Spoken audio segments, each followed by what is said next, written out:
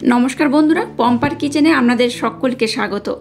আজকে একটা মুচমুচে টেস্টি দুর্দান্ত স্বাদের পাঁপড়ের রেসিপি আপনাদের সাথে শেয়ার করব। মাত্র একটা আলু আর এক বাটি সাবুদানা দিয়ে বানানো এই পাঁপড়টা আমার মতো একবার বানিয়ে দেখবেন। দোকান থেকে আর পাঁপড় কিনে খেতে ইচ্ছাই হবে না। বাড়িতে বানানো পাঁপড়ের টেস্ট একদমই আলাদা, এক কথায় যাকে বলা যায় অপূর্ব। আর এটা বানানো ভীষণই সোজা, একবার দেখলে যে কেউ সহজে বানিয়ে নিতে পারবেন। আর এই পাঁপড়টা ভাজার সময় দেখবেন ভাজতে ভাজতে শেষ হয়ে যাবে, এটা এতটাই টেস্টি হয়। তাহলে চলুন আজকের এই মুচমুচে পাঁপড়ের রেসিপিটা দেখে নেওয়া যাক। সাবুদানা দিয়ে পাঁপড়টা বানানোর জন্য দেখুন এখানে আমি সাবুদানা নিয়ে নিয়েছি। এই যে বাটি দেখতে পাচ্ছেন, এই বাটির মাপ করে আমি এক বাটি নিয়েছি। আর সাবুদানাটা দেখুন, দানাটা কিন্তু বেশ বড়, দেখতেই পাচ্ছেন। আপনারা চাইলে কিন্তু ছোট সাবুদানাও ব্যবহার করতে পারেন, তবে বড়টা হলে কিন্তু বেশ ভালো হয়।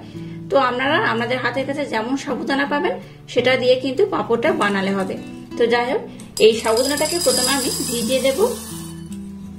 এই সাবুদানাটাকে আমি ওভারনাইটের জন্য ভিজিয়ে রাখবো। আপনারা চাইলে কিন্তু যদি হাতে আপনাদের সময় কম থাকে তাহলে 4 থেকে 5 ঘন্টা ভিজিয়ে রাখলে হবে। তো আমি এটাকে ওভারনাইটের জন্য ভিজিয়ে রাখবো। প্রথমে ভালোভাবে জল দিয়ে ধুয়ে নেব, তারপর এটাকে ওভারনাইটের জন্য ভিজিয়ে রাখবো। সাবুটাকে দেখুন খুব ভালোভাবে আমি ধুয়ে নিয়েছি। এবার যে বাটির মাপ করে আমি সাবুদানা নিয়েছি সেই বাটির মাপ করে এখানে 2 বাটি জল দিয়ে দেব। আপনারা যদি 2 বাটি সাবুদানা নেন তাহলে কিন্তু এখানে 4 বাটি জল দেবেন।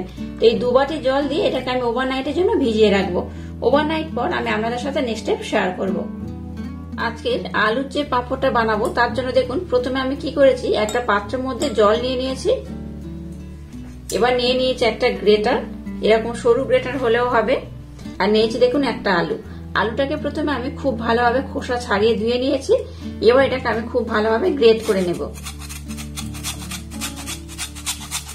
আলুটাকে যখনই গ্রেট করবেন চেষ্টা করবেন জলের উপরে গ্রেট করা, তাহলে কিন্তু আলুর মধ্যে যে কালো ভাবটা চলে আসে গ্রেট করার পর সেটা কিন্তু আর হয় না। ডাইরেক্ট জলে যদি এইভাবে আলুটাকে গ্রেট করেন তাহলে কিন্তু আজকে যে পাঁপড়টা বানাবো পাঁপড়টা একদম ধবধবে হবে আর খুব সুন্দর হবে। তো প্রথমে সম্পূর্ণ আলুটাকে আমি খুব ভালোভাবে গ্রেট করে নেব। আলুটাকে দেখুন খুব ভালোভাবে আমি গ্রেট করে নিয়েছি। আর দেখুন উপরে যে জলটা দেখুন, এই জলটা কিন্তু একটু কালচে টাইপের হয়। তো এই জলটাকে প্রথমে কিন্তু খুব ভালোভাবে ধুয়ে নিতে হবে। 3 থেকে 4 বার আলুটাকে খুব ভালোভাবে ধুয়ে নেবেন। যত ভালোভাবে ধুয়ে নেবে আজকের পাঁপড়টা কিন্তু ততটাই সুন্দর হবে, ততটাই ধবধবে হবে। আর যদি আলুটাকে প্রথমে এইভাবে ভালো করে না ধুন তাহলে কিন্তু পাঁপড়টা একটু কালচে টাইপের হয়ে যাবে। তো যাই হোক, আলুটাকে আমি 2 থেকে 3 বার খুব ভালোভাবে ধুয়ে নেব। এবার দেখুন একটা মিক্সির জার আমি নিয়ে নিয়েছি। আলুটাকে দেখুন খুব ভালোভাবে ধুয়ে আমি জল ঝরিয়ে নিয়েছি। এবার আলুটাকেই মিক্সির জারের মধ্যে আমি দিয়ে দেব। আর এখানে দেখুন যে বাটির মাপ করে আমি 1 বাটি সাবুদানা নিয়েছিলাম সেই বাটির মাপ করে দেখুন এখানে আমি 1 বাটি জল নিয়েছি। তো জলটা কিভাবে ব্যবহার করবো আমি আপনাদের সাথে শেয়ার করব। এখানে দেখুন প্রথমে অল্প একটু জল দিয়ে দেব। হাফ বাটির মতো জল দিয়ে দিলাম, খুব বেশি নয়।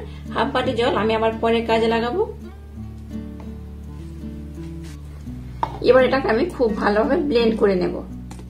আলুটাকে দেখুন খুব ভালোভাবে আমি ব্লেন্ড করে নিয়েছি। এটাকে এই পাত্রের মধ্যে এবার আমি ঢেলে নিলাম। এবার দেখুন যে সাবুদানাটাকে আমি ওভারনাইটের জন্য ভিজিয়ে দিয়েছিলাম সেটা দেখুন ভিজে কতটা হয়ে গেছে। দিয়েছিলাম এই যে বাটি নিয়েছি এই বাটির মাপ করে 1 বাটি সাবুদানা, তো সেটা ভিজে দেখুন কত হয়ে গেছে। এই দেখুন সাবুদানাগুলো কিন্তু ভিজে অনেকটা বড় হয়ে গেছে, দেখতেই পাচ্ছেন। আর একদম দেখুন ভিজে গেছে। এইরকম কিন্তু ভিজে যাওয়াটা খুব দরকার, তাই এটাকে আমি ওভারনাইটের জন্য ভিজিয়ে দিয়েছিলাম। আমাদের হাতে সময় কম থাকলে আপনারা কিন্তু এটাকে 4 থেকে 5 ঘন্টার জন্য ভিজলেও হবে। তো যাই, এটা খুব ভালোভাবে ভিজে গেছে। এবার দেখুন এই মিক্সির জারটা আমি নিয়ে নিলাম। এখানে আমি অল্প অল্প করে সাবুদানা দেবো আর খুব ভালোভাবে ব্লেন্ড করে নেব।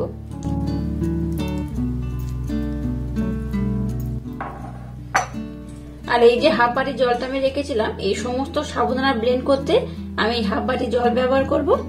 এখান থেকে অল্প একটু জল দিয়ে দিলাম। এই হাফ বাটি জল দিয়ে সমস্ত সাবুদানাটাকে আমি খুব ভালোভাবে ব্লেন্ড করব। এবার অল্প অল্প করে সাবুদানাকে খুব সুন্দর করে আমি একদম মিহি করে ব্লেন্ড করে নেব। দেখুন সাবুদানাটাকেও আমি কিন্তু খুব ভালোভাবে ব্লেন্ড করে নিয়েছি। এই একই পাত্রের মধ্যে এটাকে আমি ঢেলে নেব। আবারও একইভাবে আমি সাবুদানাগুলোকে নিয়ে নেব। এইভাবে অল্প অল্প নিয়ে আমি খুব ভালোভাবে ব্লেন্ড করে নেব।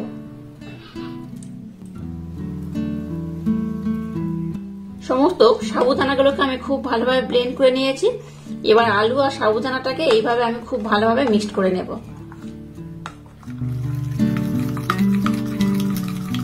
এবার দেখুন একটা আমি কড়া নিয়ে নিয়েছি। এবার দেখুন এই বাটি করে আমি জল নিয়ে নিয়েছি। যে বাটিতে আমি 1 বাটি সাবুদানা নিয়েছিলাম সেই বাটির মাপ করে এখানে আমি মোট 6 বাটি জল ব্যবহার করব। তো আগে যেহেতু 1 বাটি আমি জল ব্যবহার করেছিলাম, তাই কিন্তু এখানে আমি আর 5 বাটি জল ব্যবহার করব। 1 বাটি সাবুদানার জন্য মোট কিন্তু এখানে 6 বাটি জল ব্যবহার করতে হবে। এই অনুপাতটা অবশ্য একদম ঠিকঠাক রাখবেন।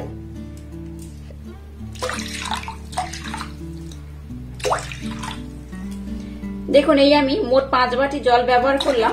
যেহেতু 1 বাটি আমি ওগুলো ব্লেন্ড করার সময় ব্যবহার করেছিলাম, তাই কিন্তু এখানে আমি মোট 5 বাটি জল দিলাম। তাহলে টোটাল কিন্তু এখানে 6 বাটি জল লাগবে। তো এই বাটি মাপ করে 1 বাটি আমি সাবুদানা নিয়েছি, একটা আলু নিয়েছি, আর এই বাটি মাপ করে 6 বাটি জল নিয়েছি। এবার গ্যাসটাকে জেলে দিয়ে প্রথমে জলটাকে একটু ভালোভাবে আমি গরম করে নেব। জলটাকে দেখুন আমি কিন্তু খুব ভালোভাবে গরম করে নিয়েছি। এবার এই চামচের 1 চামচ লবণ দিয়ে দেব। লবণটা আপনারা আপনাদের পছন্দ মতো মানে স্বাদ মতো ব্যবহার করবেন। এবার এখানে অল্প অল্প দেব আর এটাকে খুব ভালোভাবে কিন্তু এইভাবে মিক্স করব। একেবারে একসাথে সব দিয়ে দেবেন না, এইভাবে নাড়তে নাড়তে কিন্তু সমস্ত মিশ্রণটা দিতে হবে। গ্যাসের ফ্লেমটাকে একদম লো রেখে এবার এটাকে আমি কন্টিনিউ এইভাবে নাড়াচাড়া করে জাল দিয়ে নেব। এটা কতক্ষণ ধরে ফোটালে পাঁপড়টা আজকের একদম পারফেক্ট হবে আমি আপনাদের দেখিয়ে দেব।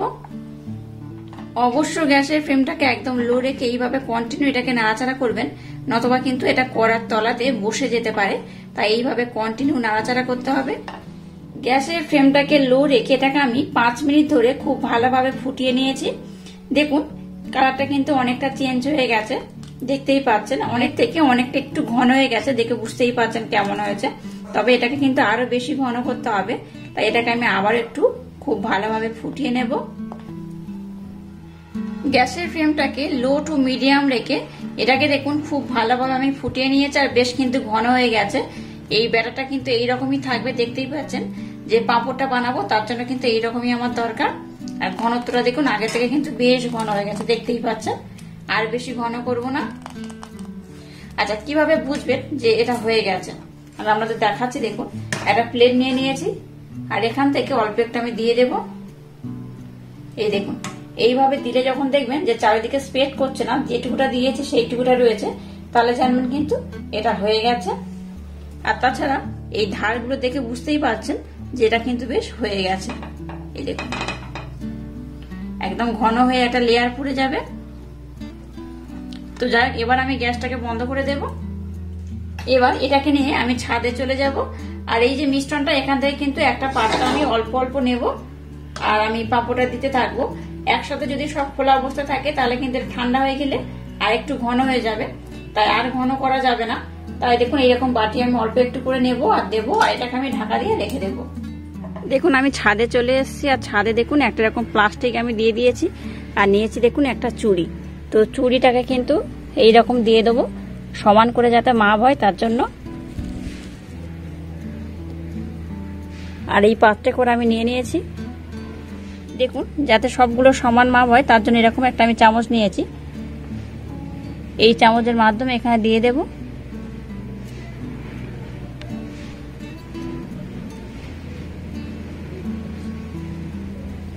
এইভাবে আমি দিয়ে দেব, একটা করে দেব, আর চুড়িটাকে উঠিয়ে নেব।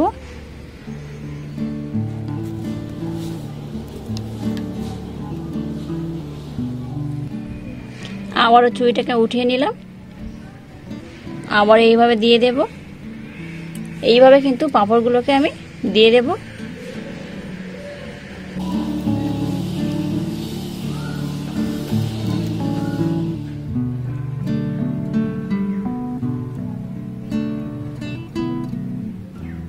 দেখুন পাঁপড়গুলোকে সব খুব ভালোভাবে দিয়ে দিয়েছি, আর পাঁপড়গুলো দেখতেই পাচ্ছেন বেশ কিন্তু অনেকটা শুকনো শুকনো হয়ে গেছে। তো এটা হয়ে যাওয়ার পর 2-3 দিন সময় লাগবে এটা শুকোতে। তো শুকিয়ে যাওয়ার পর আমি আপনাদের সাথে নেক্সট স্টেপ শেয়ার করব। দেখুন পাঁপড়গুলোকে আমি সকালবেলা দিয়েছিলাম, তো এখন দেখুন প্রায় সন্ধ্যা সন্ধ্যা হয়ে এসছে। তো এখন পাঁপড়গুলো দেখুন বেশ অনেকটা কিন্তু শুকিয়ে গেছে, দেখতেই পাচ্ছেন, তবে কিন্তু বেশ নরমও রয়েছে। কিছুটা পোর্শন শুকিয়ে গেছে, কিছুটা পোর্শন নরম রয়েছে, দেখতেই পাচ্ছেন। এগুলো কিন্তু আর একদিন রোদ দিতে হবে, আর একদিন রোদ দিলেই এই পাঁপড়গুলো একদম রেডি হয়ে যাবে।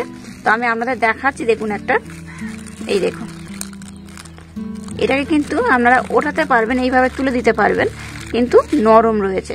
এটাকে আর একদিন রোদ দিলে তবেই কিন্তু এটা একদম ভালোভাবে শুকোলে তবেই পাঁপড়টা কিন্তু খুব সুন্দর হবে।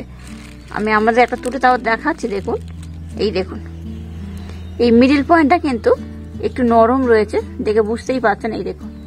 তো এটাকে আর একদিন রোদ দিলে একদম টাইট হয়ে যাবে আর খুব সুন্দর হবে।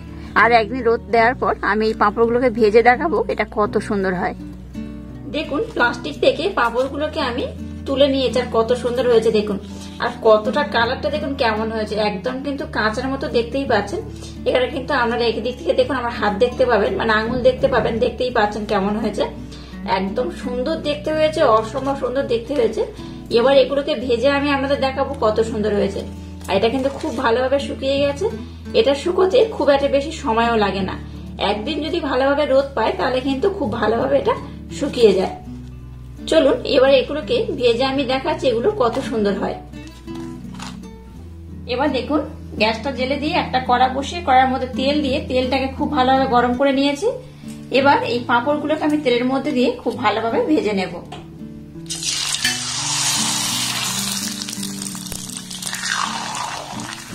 দেখলেন তো কত ছোট ছোট পাঁপড় কত বড় হয়ে গেল আর কত সুন্দর দেখতে হয়েছে দেখুন।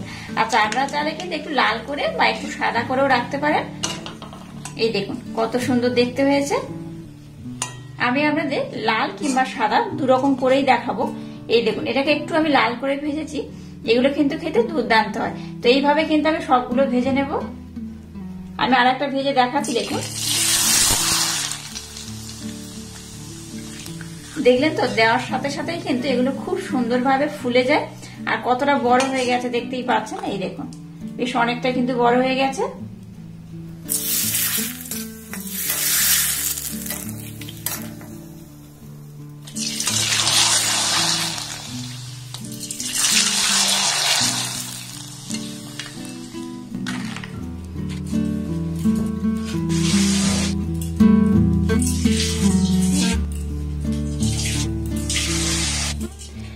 দেখুন সমস্ত পাঁপড়গুলোকে আমি ভেজে নিয়েছি আর কত সুন্দর হয়েছে দেখুন। আমি কিন্তু একটু সাদা করেই ভেজেছি, আপনারা চাইলে কিন্তু একটু লাল করেও ভাজতে পারেন। দেখুন কত সুন্দর হয়েছে। তো একটা ভেঙে দেখাচ্ছি, দেখুন, এই দেখুন, আওয়াজটা শুনে বুঝতেই পারছেন হাতের মধ্যে কিন্তু একদম এইরকম কুঁচো হয়ে যাবে, দেখতেই পাচ্ছেন একদম মিহি হয়ে যাবে। আর একটা দেখাচ্ছি, দেখুন, এই দেখুন, এই দেখুন, দেখতেই পাচ্ছেন কেমন হয়েছে, অসম্ভব সুন্দর হয়। এগুলোকে কিন্তু আপনারা বানিয়ে অনেকদিন স্টোরও করতে পারেন। আর র অবস্থায় এটাকে কিন্তু আপনারা অনেকদিন রেখে দেবেন, যখন খেতে ইচ্ছা হবে তখন কিন্তু এটাকে ভেজে খেতে পারেন। দেখলেন তো কত মুচমুচে হয়েছে, বাচ্চা থেকে বড় সবাই কিন্তু ভীষণ পছন্দ করবে আর ভীষণ মজা করে খাবে। আজকের এই পাঁপড়ের রেসিপি যদি আপনাদের ভালো লাগে তাহলে চ্যানেলটাকে লাইক, শেয়ার, কমেন্ট এবং সাবস্ক্রাইব করবেন আর পাশে থাকা বেল আইকনটা প্রেস করে দেবেন। তাহলে আবার দেখা হচ্ছে নতুন কোনো রেসিপি নিয়ে।